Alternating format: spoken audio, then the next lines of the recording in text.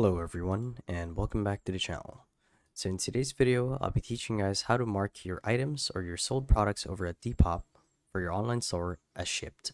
So without further ado, let's dive right in. So to actually do this is quite simple, and the first thing that we need to do is we want to make sure that we're logged into our Depop account as an administrator. So as you can see, here's what the dashboard looks like, and the idea is we would want to go to the product catalog for our store.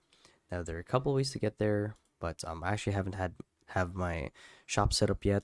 But basically, when you go to check the shipping label on a product, which should be an obvious option, you should have the as shipped. Now the idea is it would look a little something like this. So when you go to access the shipping label for your products over at Depop, you would basically long press each product to view their shipping label, and there you actually get to configure the options such as the status of the item that was sold.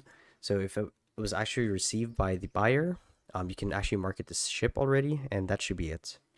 And to show you guys what I mean, it would look a little something like this. So you'd long press this, and these settings would come out. So we're going to start drop my parcel, sustainable packaging tips, get a receipt, message to buyer, refund sale.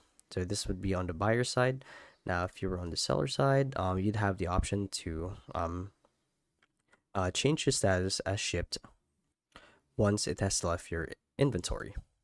So yeah, it's really that basic. So hopefully this video helped you guys out, and if it did, be sure to let us know down in the comment section below. So yeah, thank you all for watching, and we'll see you guys in the next one. Bye bye.